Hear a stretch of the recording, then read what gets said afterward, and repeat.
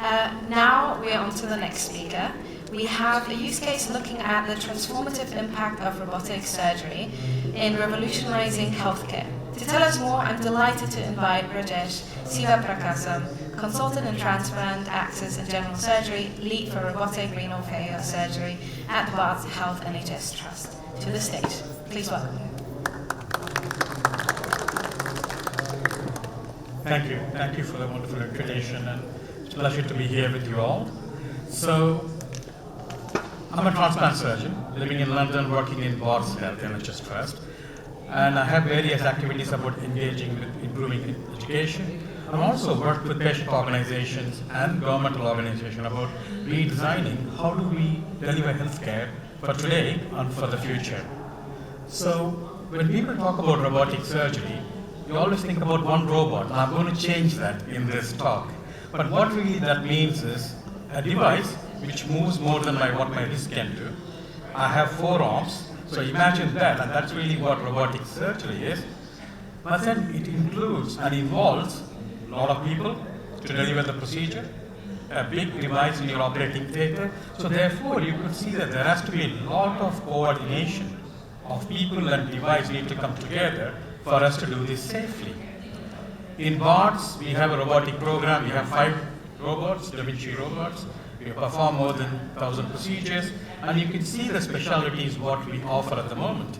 So we are one of the largest robotic program in Europe, being able to deliver multiple specialties. And what we have noticed in the last few years is the impact of these collaborative working on various aspects of our healthcare.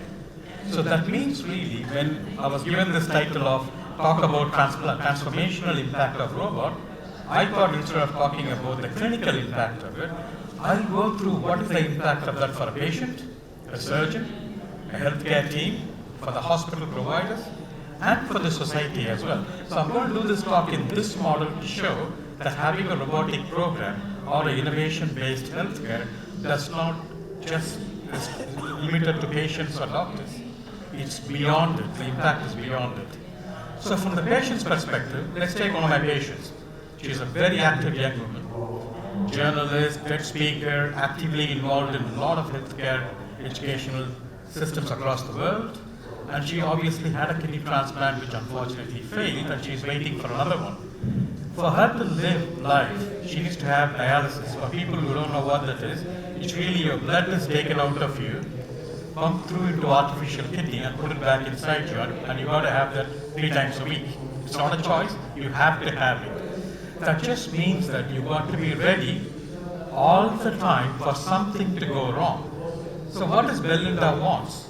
And when I asked her, can you express to me what does it make you feel being alive, living with kidney disease, on treatment, and this is one of the pictures she sent me. So patients feel that they are a prisoner of being kept alive by all of us. So therefore, we have to do something.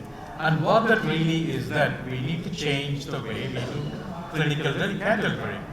So we have to do a lot of things, but starting with making it easier for them to go through it and recover, make it more interactive, hopefully less expensive.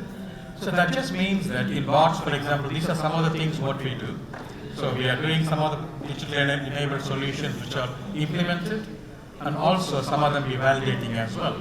But the idea here is that we change the way what we do. I mean, for example, this device, which we validated it, so this can do all of them, and that's like a small plaster. You put them on your blood vessel, carotid or fistula, it can do all of those things, including your blood flow, and it can do auscultation as well. So which means you put them on it, you can hear the auscultation of the patient's blood flow. So this team is somebody I'm working with where we are going to be changing the way how the care is delivered to the patient. But focusing on the robot, people who don't want to do surgical pictures, close your eyes. This is in transplant surgery, we don't take kidneys out, we just give them an extra kidney. So that means really in an open operation, you make a cut about 15 to 17 centimeter, you have to do the suturing of the blood vessels on the right and left side. So what that means for the patient is a scar, of course, large scar, longer stay in the hospital, lot of short and long-term issues, and a slow recovery back to life. So that just means really, although they're having a new life with with a new organ, that is not easy for them to recover from it. Then comes the robotic surgery. This is a short video of what, mediated a few-minute video of what we really do in robotic surgery. It's exactly what I do in an open surgery. So we go to the same blood vessel. Instead of using the forceps, we are using the robotic arm where we mobilize the blood vessel. And what we really do is do the steps, like that's the artery what takes the blood from the heart to the legs. And the one on the left of it, if you see there's a blue structure, that's the vein which brings the blood back to the heart. So which means when we transplant an organ, we need to join these two structures together. And you can see that the kidney is sort of in a little wrap on the left side. So all we're going to do is suture them by hand using the robotic devices. But what the advantage here is that for me to place the robot inside the patient, I make a 6 centimeter incision. So that means instead of making a 15 to 17 centimeter incision, we make it something very short. That just means that the same steps what we will go through in an open surgery is done through a minimal invasive approach. So therefore the patient can have the advantage of having the same benefit of the new transplant and new life from that, and progress to get better. And this is the patient's wound. I don't know how many of you can see a scar in there. So that just means really, from the patient's perspective, robotic surgery definitely offers an input in recovering from the surgery a lot more faster. And the fascinating thing here is that for our patients, they don't even need a lot of painkillers. They stay for 3 days in the hospital. So that means really they're physically recovering as fast as mentally getting the confidence back to leading a normal life. And if you think about cosmesis of it, it's more better as well for them that they don't need to worry about it. And you can see the kidney just sitting there with the blood fully going through. That is from the patient, so definitely it has a place, it transforms their care. What about surgeons? The most difficult thing for a surgeon is to relearn what you've learned. I started doing robotic surgery 15 years after doing open and laparoscopic surgery. So the difficulty is learning, so you have to be able to relearn the things what you've learned already and do it differently. It needs a lot of time, so you've got to be careful and progress in a steady way. But what's very interesting is that in the video what you saw was all the movements were very precise. You can see them, which means it gives me a chance or anybody to learn better from what you have done. So you can really do the learning in a much more enhanced way so that you can become a better surgeon as you go along. And also there are more robots. Cost is extremely important in doing these things. The robot there, Da Vinci, they've been in the market for more than 20 years. They were the only one there. But now there are more. Now there are more options are coming up. That means there are more choices. Cost is different, which means the whole thing is sort of balancing out. If a unit wants to start a robotic program, they don't need to rely on Da Vinci only. And the one on the furthest list is a single-arm robot, which is 1/10 of the cost of the Da Vinci. So therefore, instead of designing a procedure for the robot, you can buy the robot for your procedure. So healthcare providers can think differently in there. And this is just to show, if you choose the right robot for the right procedure, the learning curve is extremely shorter. In the paper, we showed that with 3 attempts, you can master the skill in doing certain steps of the procedure. So it's really matching the procedure to the robot. And also, when you learn about these things, we need to know how I progress through this. This is a study we are doing at the moment. I'm the number 1 patient there. I'm the only patient there. I'm testing on myself to see how I feel emotionally and physically when I do these tasks. Here you can see my heart rate and everything when I do different things. So by measuring it objectively, you can see that I get more, the lower the score, I get stressed more. You can see that with the new team, I get stressed more. So what do I need to do? Focus on it. And when I repeated it, within 3 attempts, I was able to get over that. Which means by understanding our ability of how we learn, by knowing the heart rate, knowing the mood index, not somebody telling you how well you did, not how the patient outcome is, we know how we can progress. And you can see here, by about 3 attempts, focusing on the fact that I get stressed more, operating on a new team, having done transplant for 2 decades, I got better later on. So it means the learning becomes even more better. So from the surgeon's point of view, there is definitely a place robotic surgery, which offers you that extra way of learning about yourself. What about the team? One thing about doing robotic surgery is that you have to have clearly identified roles of people. Otherwise, you cannot do it. But what that gives you is for everybody to work together. Instead of one of my team in the operating room standing there to do one task, here we are engaging them in a wider way. And the reason why we need to do that is the interactions are a lot when you think about robotic program. So what that means is really the staff are more happier, they feel more responsible, and in our unit we found that they want to stay in the hospital more. With the healthcare workforce, what we're all facing across the globe, this is one way of looking at how we can keep them engaged so that they can stay in the hospital and work with us in the future. So that's from the clinical teams. But can I measure the clinical team's mood as much as I measured myself? So we used a platform where we can measure the team's mood. So therefore, when I'm operating with the team, in addition to measuring myself, we can measure the mood of the team as well. So we can really do a good debrief at the end of it. And that is possible because of these kinds of nuanced way of measuring everybody's well-being. What about healthcare providers? It is absolutely important that the providers are aware of the demand, what's coming. We all know how challenging it is that the need is increasing with the number of cases, people needing complex procedures. And also they have to provide a healthcare model which is cost effective. And the patient's expectations are changing. They want things now. They want things what they read in the newspaper. So therefore it is extremely important that the healthcare providers remember that they have to implement these things in their healthcare institutions so that they can attract doctors and nurses to work with them. It's important that the hospital is aware of that. And what the multiple choices in the robotic companies gives you is an ability to develop a model which is cost effective. It doesn't have to be the 2.5 million per robot, what used to be the case. There are other options as well. And what's happening with the robotic companies? The market is becoming bigger and bigger. So therefore, every healthcare provider needs to be aware of the increasing need to have the robotic program in their teams. And also look at the specialties, what's coming on, in addition to urology, gynecology. A lot of specialties are coming on board as well. That means really, patients are going to be learning about these things. If hospital A has it and B doesn't have it, there is going to be an issue. There is going to be a pressure on the hospital B to have those things. What about society's attitude towards it? I mean, these are just papers from the region where I was browsing through in the last few days. It's phenomenal to see how much interest has been happening in GCC towards robotic surgery. Recently, they've done the first heart transplant robotically assisted. Qatar did kidney transplant about 7 years ago. So therefore, there's a significant increase. But what all these papers tells us is that people are willing to know more about it. They want to know more about it and they understand the benefits of these things. But what they are not sure is the information what's given to them. It's not very clear. But what is very, very clear is that they're going to come and ask for us. They're going to ask us to give these options in their treatment care.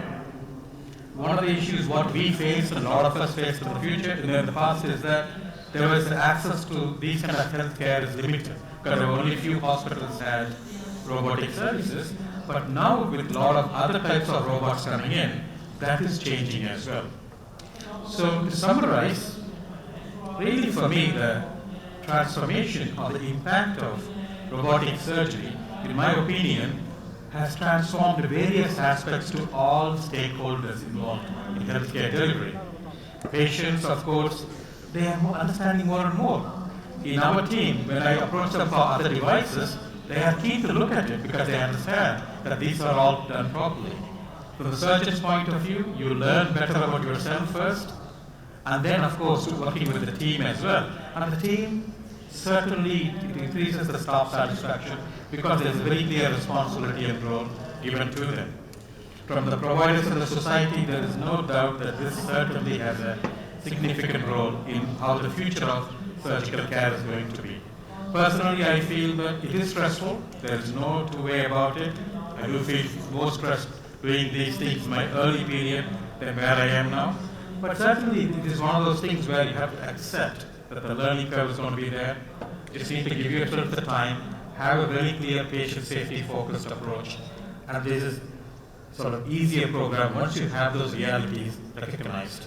So to conclude, robotic surgery is becoming part of our life in the healthcare delivery.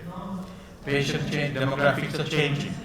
They are looking for these enhanced opportunities and adopting these technologies, knowing the transformation of impact what they have, is helpful for us to design the surgical care for the future.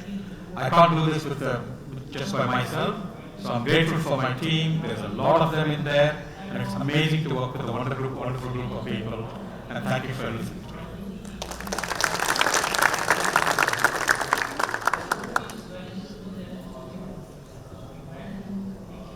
Thank you so much, Rajesh. So now we have a few minutes for a quick Q&A. Do you have any questions? If so, please raise your hand, and then we have microphones running around. You're welcome. This is your chance to ask a question. We have a question there. Could we please give the microphone to that gentleman over there? Hi. Yes, thank you. Amazing. It was very, very interesting. Question is related to the next level. I guess that you are also looking into the future from the autonomy point of view, and you might find exactly the same problems that is happening in the automotive sector. How is this experience? What is the research so far on leaving total autonomy to these robots? Autonomic robots, we are not there at the moment, and I would say that we are at least a decade away to get anywhere near that. But it's really what task we want it to do. To do a complex procedure such as this, I think I wouldn't want an autonomous robot to do that. Whereas if it's going to be preparing a skin to prepare somebody for surgery, I would trust on that. So therefore, certainly we are not there at the moment, but there are certain tasks what can be done by an autonomous process is realistic, and I think it will add value to what we can do.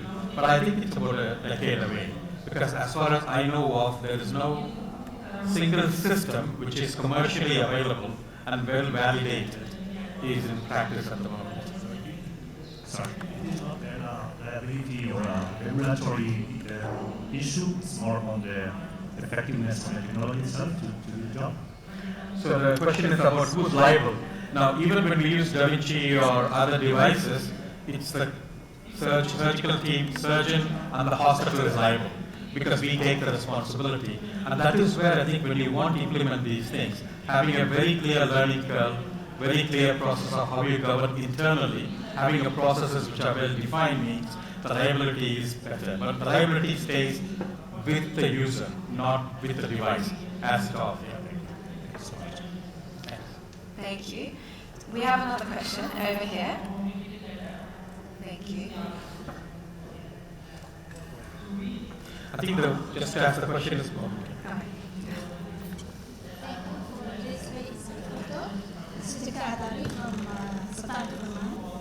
My question is about the relearn. So how long does it take to relearn the surgical skill using robotics? And do you see it already there in the medical training? So are surgeons trained the old way, or is it the new way, or both? Dual?